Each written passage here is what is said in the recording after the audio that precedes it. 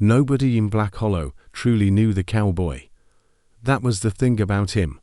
Not that he was unfriendly. Exactly. Not that he caused trouble or gave anyone a particular reason to dislike him. He paid for his drinks. He tipped his hat when he passed a woman on the street. He did what work was available, did it well, and asked for nothing beyond his fair wage, but he never smiled, not once. In the 8 months he'd been in Black Hollow, had anyone seen that face do anything other than its usual arrangement, still, closed, watchful in the way of a man who has learned to observe the world without expecting anything good from it? The men at the saloon had tried, in the early weeks, the way men always try with a newcomer, jokes, stories, the casual conversation of shared space. He'd responded, briefly, politely, and then turned back to his drink in a way that made it clear the conversation was over. After a while, they stopped trying. His name was Garrett, just Garrett. He'd never offered a last name, and in Black Hollow, which was the kind of town that had learned not to press, nobody had asked for one. Every night, without variation, he sat outside the saloon on the old wooden chair that had somehow become understood as his. Nobody sat in it when he wasn't there, the way nobody takes a pew that belongs to someone at church. And he sat there until late, long after the saloon noise had softened and most of the town had gone to bed. He sat with a glass that he refilled rarely and drank slowly, and he stared into the dark at the end of the street where the town gave way to open country. And whatever he was looking at or thinking about, he kept entirely to himself. People had theories. Black Hollow was not short of theories, but nobody knew, not until that night, not until the storm came, and a small boy appeared out of the dark and changed everything. Asterisk, asterisk, it wasn't a large town, maybe 200 people on a good count, the kind of population that knows itself thoroughly and tends to regard outsiders with the particular brand of suspicion that comes not from cruelty but from having been disappointed before. The main street had a general store, a barber, a diner that smelled permanently of coffee and fried fat, a small church with a bell that worked on Sundays, and the saloon, which was called the Branding Iron, and had been there longer than most of the buildings around it. The people of Black Hollow were, on balance, decent. They helped each other when help was needed, showed up at funerals, brought food to the sick, maintained the kind of rough communal fabric that small western towns develop out of necessity. They were not bad people, but they were curious people, and in the absence of information, curious people invent.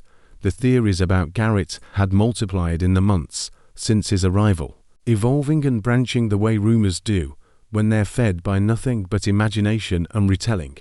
Tom Heller at the barber shop had the theory that Garrett was running from the law, not dramatically, not a wanted outlaw, but a man who'd done something in another state that hadn't caught up with him yet. He cited the way Garrett always positioned himself with his back to the wall and the door in front of him, which was either the habit of a careful man or the habit of a guilty one, and possibly both. Martha Crane, who ran the diner and had an instinct for people that she trusted more than any theory, said no. That wasn't a man running from something outside. That was a man running from something inside. She'd seen enough grief in her life to recognize it in a pasture, and Garrett's pasture, she said, was grief from the crown of his head to the soreness of his boots. The Calloway brothers, who were twins and therefore considered themselves to have twice the insight of any single person, had the theory that Garrett had been a soldier, that he'd seen things in some war or skirmish that had broken something in him, that the staring into the dark every night was a man replaying things he couldn't stop seeing. Nobody had the right theory, exactly, but Martha Crane was the closest. Asterisk, asterisk, his days had a shape, and the shape never varied.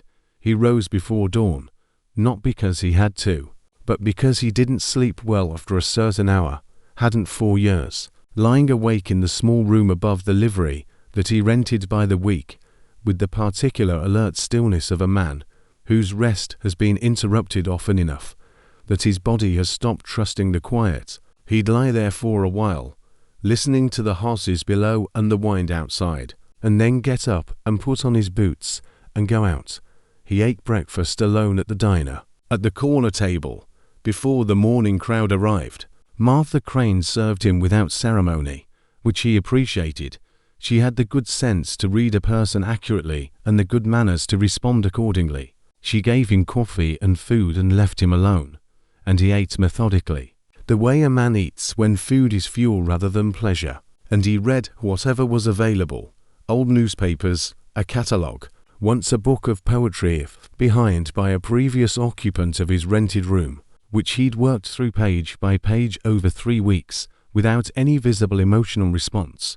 He worked when work was available, fence repair, loading and unloading at the freight office, to weeks on a nearby ranch during a short-handed season that had earned him enough to stay comfortable for a while. He was a capable and uncomplaining worker, and the men who employed him said so, and also said that working alongside him was like working alongside a very efficient and competent piece of furniture. Pleasant enough. Not someone you got to know.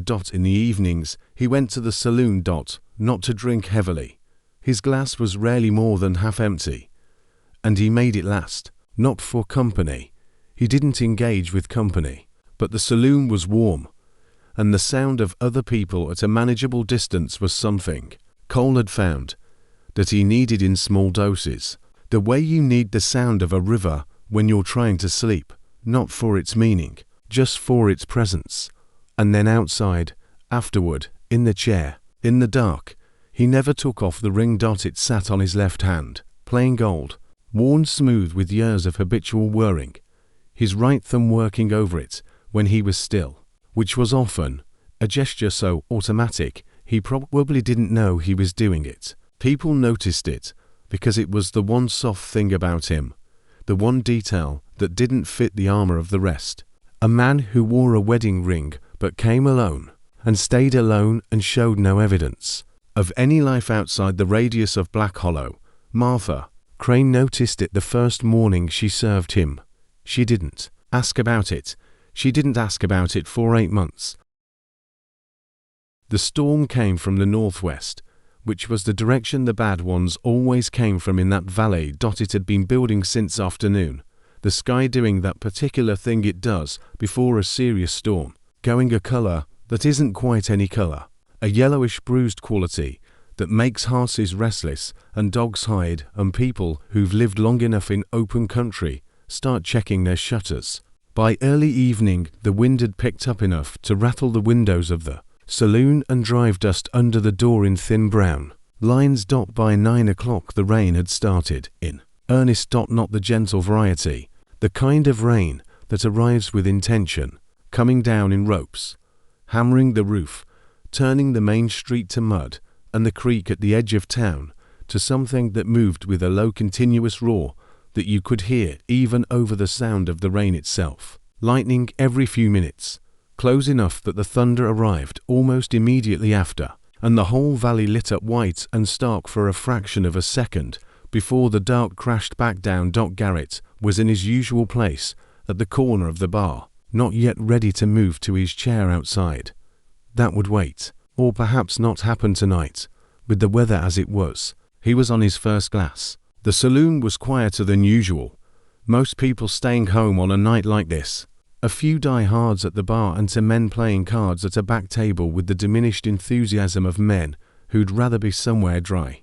The door opened. A boy came in. He was maybe 8 years old, soaked through so completely that his clothes were plastered to him and his hair was flat against his head, and he was shaking from cold and from something else, something that children shake from when the fear has gotten big enough to use up all their other resources. He stood in the doorway looking at the men in the saloon with wide eyes, and for a moment nobody moved, because the apparition of a soaking child in a doorway during a violent storm is the kind of thing that takes a moment to process. Then he said, "My mama's hurt. She fell in the cabin. I can't wake her up right and she's bleeding and I don't know what to do." His voice was steady for the first 2 words and then broke apart, and he put it back together with the effortful dignity of a child who was trying very hard not to cry in front of strangers. Silence. The two card players looked at each other. The barkeep looked at the door. One of the men at the bar, a rancher named Dubois, cleared his throat and said something about the creek road being impassable in this weather. And someone else said the Ellis cabin was 3 miles out past the ridge. And someone else said that in this flood you couldn't trust the river crossing. And the conversation began to take on the shape of all conversations that are really about why nobody is going to do anything. The boy stood there dripping, listening to this, and his face did something painful to look at. The slow comprehension of a child realizing that the adults around him might not come through. And then a chair scraped back. Everyone looked. Garrett was on his feet. He wasn't dramatic about it. He didn't make a speech or look around the room with any particular expression. He just stood up, put his glass down, pulled his coat off the hook by the bar, and looked at the boy. "Show me where," he said. ***. They went out into the rain together. Garrett's horse, a dark bay he kept well and called Nothing, was in the livery across the street. He saddled it in the time it takes a practiced man to saddle a horse, which is not very long, moving efficiently in the lamplight of the stable, while the boy stood at the entrance watching the rain outside.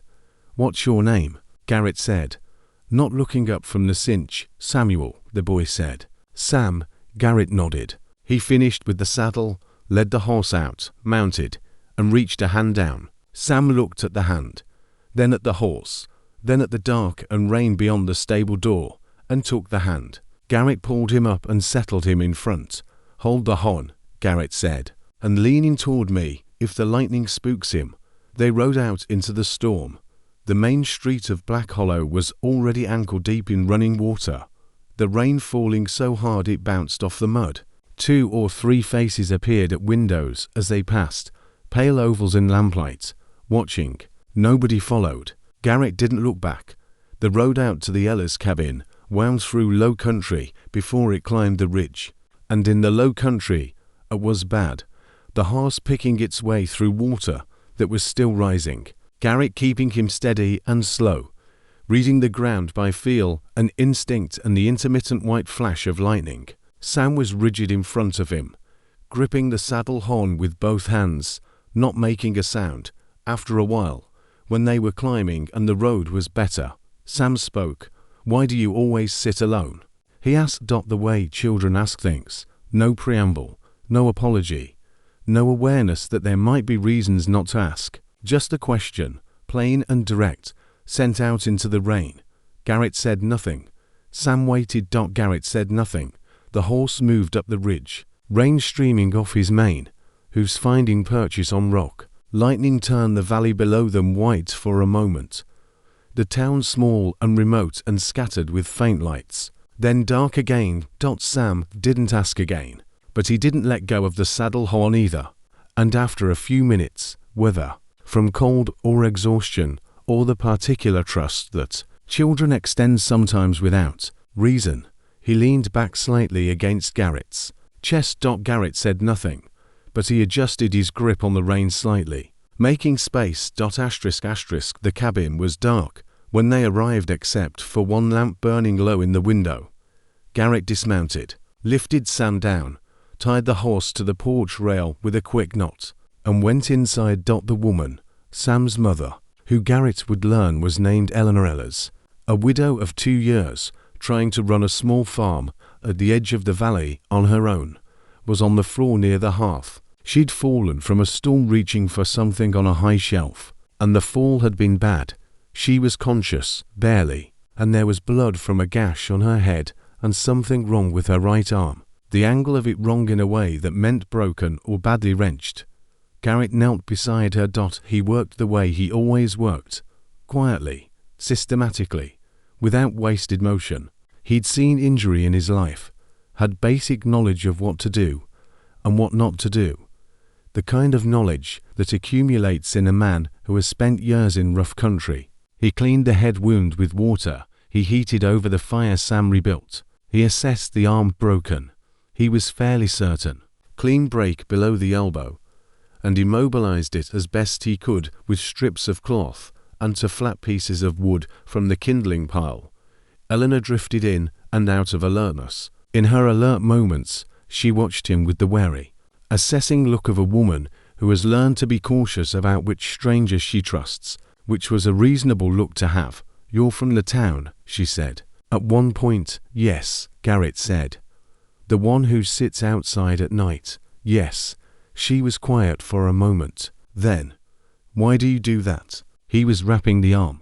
He didn't answer immediately, didn't answer far long enough that she might have thought he wasn't going to. Then he said, "I had a wife."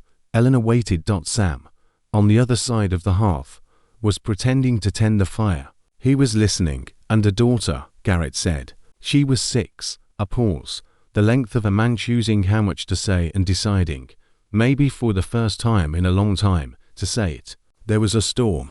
A bad one. Worse than tonight. We were trying to get to the next town. I thought we could make it. I thought I knew the road well enough." Another pause. "The fire popped. I was wrong." Eleanor said nothing. This was the right thing to say, which is to say nothing. "The river crossing," Garrett said. "The water was higher than I thought." "The wagon." He stopped, worked his hands for a moment on the cloth he was holding. "I made it to the bank." They didn't. The cabin was very quiet outside. The storm was beginning to ease, the rain softening from its earlier ferocity, the lightning moving further away, the thunder arriving slower. "I blamed myself," Garrett said. "For 8 years I have not stopped blaming myself." He tied off the bandage, sat back on his heels. "So I sit outside at night," he said, "in the dark, because in the dark I don't have to be in a room where there are things that remind me of what a room is supposed to have in it." He said it without self-pity, just as a statement of fact, the bare and honest geometry of how grief had rearranged his life. Sam had stopped pretending to tend the fire.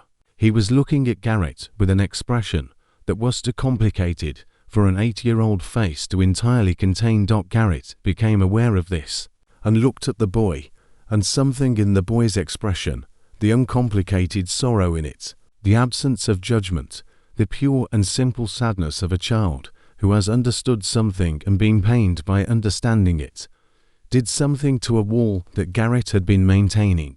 With great effort and long practice, for 8 years. It didn't fall, but it cracked.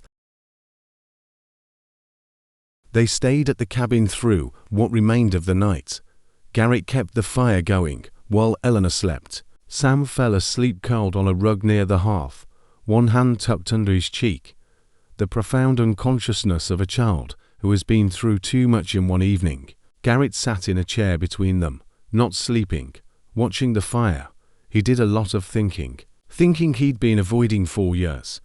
The kind of thinking that isn't useful when you're doing it alone in the dark, but that changes character slightly when you're doing it in a room with a sleeping woman and her sleeping child. When you've just ridden through a storm to be here. When someone asked you a question you didn't answer and you're still, quietly, answering it to yourself. The thing was, he'd done it tonight. The thing he'd failed to do 8 years ago, he'd done tonight. He'd gone into the storm. He'd gotten there. He'd found them and he'd helped and they were safe. That didn't rewrite anything. The two in his memory didn't come back because of what he'd done tonight. He knew that. He was not a man who dealt in easy consolations, but it meant something, and he sat with the weight of what it meant, and let himself feel it without turning away from it, which was something he had not done in a long time. In the morning, Eleanor was clearer-headed and in considerable pain, which was actually a good sign. People in considerable pain are generally in better shape than people who can't feel anything. She looked at Garrett across the cabin with the directness of a woman who has slept on a thing and come out the other side of it. "Thank you," she said, "for coming." "The boy came and asked," Garrett said. "Nobody else did," Eleanor said. Garrett didn't say anything to that. Sam woke up shortly after and, without any apparent deliberation, came and sat next to Garrett's chair on the floor and started telling him about his horse, a small, elderly pony named Biscuit, who lived in the small shed behind the cabin and was, according to Sam, the most intelligent animal in the valley. Garrett listened, asking occasional brief questions, which was more conversation than he'd generated voluntarily in longer than he could specifically remember. He rode back to black, Hollow mid-morning with the storm entirely gone, and the valley washed clean and glittering, every surface reflecting a sky that had gone blue and extravagant, as if making up for the night before. He rode alone. Sam had stood on the porch to watch him go, and raised one hand, and Garrett had raised one in return. The town, when he came back into it, was the kind of quiet that comes after a storm, people out on their porches, checking the state of things. The mood lifted the way moods often are after surviving weather. He rode down the main street muddy and wet, and looking no different than he usually looked, and he tied his horse and went inside the saloon for coffee. But several people had seen him leave the night before, and several people had seen him come back, and in a town of 200, that is enough. Martha Crane set his coffee down in front of him and looked at him for a moment. The Ella's woman, she said. She be all right, Garrett said. Broken arm. She need help for a few weeks. Martha nodded, in the manner of a woman already mentally organizing what help would look like and who would provide it. Then she did something she hadn't done in 8 months of serving him breakfast. She put her hand briefly on his, just for a second, just a light pressure. There and gone. Good man, she said, simply, and went back to her kitchen. Garrett looked at his coffee. For the first time in a long time, something in his face moved. Not a full smile, the machinery of that had grown stiff with disuse, but something in the direction of it, a loosening, like the first tentative adjustment of a thing that has been set in one position for too long. And he slowly, remembering how to be otherwise. Tom Heller saw it from across the room. He revised his theory entirely. The weeks that followed were not dramatic. That is the honest thing to say about them. There was no sudden transformation. No morning when Garrett woke up a different man and walked out into a town that greeted him like a hero. Real change doesn't move that way. It moves like water moving through rock, slowly, by persistence, in ways that aren't visible until enough time has passed. But things shifted. Sam came into town with his mother on Saturdays, when she was well enough to ride, arm healing well in its splint, and on those Saturdays he invariably found Garrett and attached himself to whatever Garrett was doing with the frank and unembarrassed loyalty of a child who has decided, without consulting the relevant adult, that he has found a person worth knowing. Garrett did not discourage this. He did not exactly encourage it either, not with words, but he made room for it.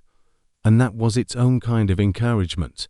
The men at the saloon had stopped finding excuses not to talk to him. Dubois, the rancher who'd sighted the creek road the night of the storm, had approached him a week later and bought him a drink and said, without much ceremony, that he should have ridden out that night himself. Garrett said it was a bad night and he understood. Dubois said he didn't deserve that much generosity. They drank in a silence that was considerably warmer than any that had preceded it.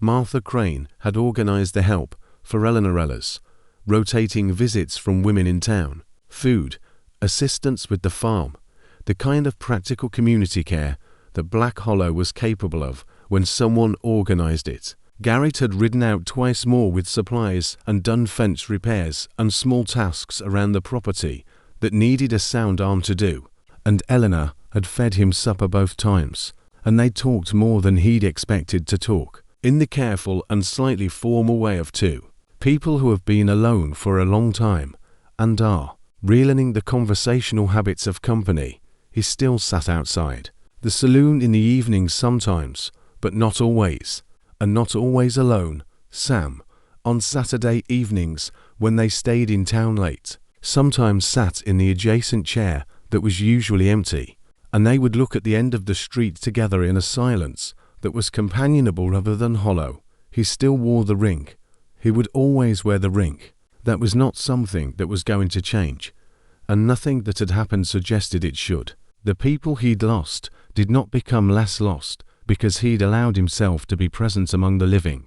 That was not how it worked, and he'd stopped believing, if he'd ever believed, that it was. But grief can be carried differently. That, he was learning. You can carry it forward instead of sitting down under it. You can carry it into a storm, into a cabin, into an 8-year-old boy's matter-of-fact loyalty, into a cup of coffee that a woman sets down with one hand briefly on yours. You can carry it into a life that is still, in spite of everything, worth living. The morning he left Black Hollow, and he did leave, eventually, because he was a man who moved, and that hadn't changed. Sam ran down the main street after his horse and grabbed the stirrup and looked up at him. "Will you come back?" Sam said. Garrett looked at him for a long moment. The town behind the boy, the familiar street, the ordinary and quietly valuable life of a place that had shown him, slowly and without fanfare, that he was still capable of being part of something. "I expect I will," he said. It was the most he'd promised anyone in 8 years. He rode out, and the town watched him go.